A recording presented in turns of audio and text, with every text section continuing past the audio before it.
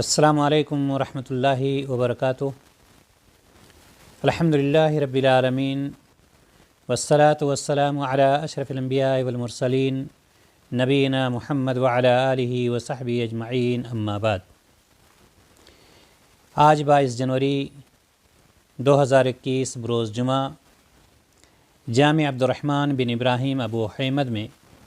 فضیلت الشیخ عبدالرحمن عبداللہ العثمان نے جمعہ کا خطبہ پریشانی کا علاج کے موضوع پر پیش کیا، جس کا خلاصہ آپ حضرات کی خدمت میں حاضر کر رہا ہوں۔ اللہ پر حمد و ثنا کے بعد آپ نے فرمایا، اللہ کے بندو اپنے رب سے ڈرو اور جان لو کہ تم اپنے رب کی طرف جا رہے ہو اور ان لوگوں کے راستے پر جو آپ سے پہلے تھے، جس کے سامنے کوئی چیز پوشیدہ نہیں ہوگی، ساری چیزیں ظاہر کر دی جائیں گی۔ اللہ تعالیٰ سورۃ الانبیاء میں فرماتا ہے، لوگوں کے لیے ان کے حساب کا وقت قریب آ گیا ہے اور وہ اب تک غفلت میں پڑے ہیں، دین حق سے منہ پھیرے ہوئے ہیں۔ اے مسلمانوں،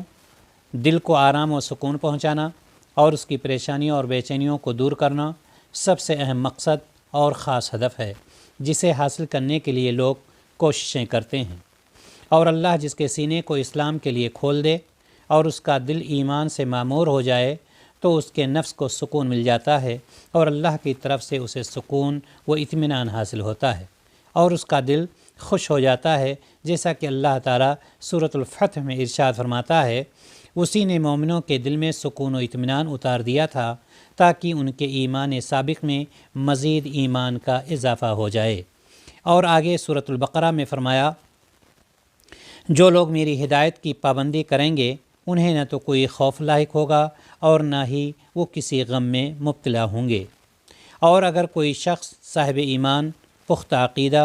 خالص عبادت، پورا بھروسہ رکھتا ہے تو وہ اپنے ماضی سے غمگین نہیں ہوتا،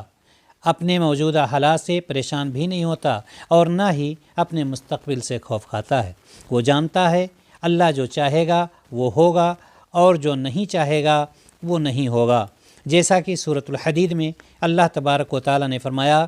جو مصیبت بھی زمین پر نازل ہوتی ہے یا تمہاری جان پر تو وہ لوح محفوظ میں قبل اس کے کہ ہم اسے پیدا کریں لکھی ہوئی ہے، بے شک ایسا کرنا اللہ کے لیے آسان ہے۔ یہ بات تمہیں اس لیے بتا دی گئی تاکہ جو چیز تمہیں نہیں ملی ہے اس کا افسوس نہ کرو اور جو نعمت اس نے تمہیں عطا کی ہے اس پر خوشی مناؤ، اور اللہ ہر اس آدمی کو پسند نہیں کرتا ہے جو اترانے والا اور فخر کرنے والا ہوتا ہے۔ اللہ تبارک و تعالیٰ ہی رزق دینے والا ہے، اسے کوئی بھی شخص چھین نہیں سکتا اور نہ ہی کسی کا حسد اسے ختم کر سکتا ہے۔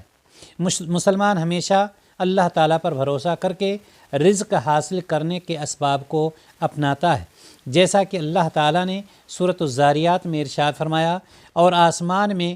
تمہاری روزی ہے اور وہ سب کچھ ہے جن کا تم سے وعدہ کیا جاتا ہے، بس آسمان اور زمین کے رب کی قسم، بے شک روز جزا ویسے ہی برحق ہے جیسے تمہارا بات کرنا برحق ہے۔ اے اللہ کے بندو، مومن اپنی زندگی گزارتا ہے اور اللہ کا ذکر کرنا اور اس پر بھروسہ کرنا ہی اس کا اصل مقصد ہوتا ہے۔ اللہ کے ذکر میں جو لذت پائی جاتی ہے کسی اور چیز میں وہ لذت نہیں ہوتی ہے۔ جعفر الصادق رضی اللہ تعالی عنہ سے روایت کیا گیا کہ مجھے تعجب ہے کہ جو پریشان ہوا اور اس نے اللہ کے اس قول سے مدد نہیں لی، لا الہ الا انت سبحانک انی کنت من الظالمین، تیرے سوا کوئی معبود نہیں، تو تمام عیب عیوب سے پاک ہے، میں بے شک ظالم تھا۔ جب یہ یونس علیہ السلام نے دعا کی تھی تو اللہ تبارک و تعالیٰ نے فرمایا، فاستجبنا له ونجیناہ من الغم وکذلک ننجی المؤمنین، تو ہم نے ان کی دعا قبول کر لی اور ان کو غم سے نجات دی اور ہم مومنوں کو اسی طرح نجات دیتے ہیں۔ مجھے تعجب ہے کہ جس کو کوئی پریشانی لاحق ہوئی اور اس نے اللہ کے اس قول کی طرف رجوع نہیں کیا، حسبنا اللہ و نعم الوکیل، اللہ ہمارے لیے کافی ہے اور اچھا کارساز ہے۔ اللہ تعالیٰ نے اس کے لیے ارشاد فرمایا، فانقلبوا بنعمت من اللہ وفضل لم یمسسہم سوء، بس وہ اللہ کی نعمت اور فضل لے کر لوٹے، انہیں کوئی تکلیف نہیں پہنچی۔ مجھے تعجب ہے کہ جو شخص سازشوں اور مکر و فریب کا شکار ہوا اور اس نے اللہ کے اس قول کی طرف رجوع نہیں کیا، وہ افوض امری الی اللہ ان اللہ بصیر بالعباد،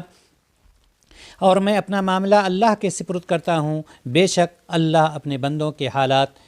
پر پوری نظر رکھتا ہے۔ اور اللہ تعالیٰ نے فرمایا سورہ غافر میں، پس اللہ نے اسے فرعون اور فرعونیوں کی بری سازشوں سے بچا لیا اور فرعونیوں کو برے عذاب نے گھیر لیا۔ مصیبت زدہ کی دعائیں توحید کے حصول سے منسلک ہوتی ہیں۔ نبی کریم صلی اللہ علیہ وسلم نے اسماء بنت عمیس سے فرمایا، کیا میں تمہیں ایسے کلمات نہ سکھاؤں کہ تم پریشانی کے وقت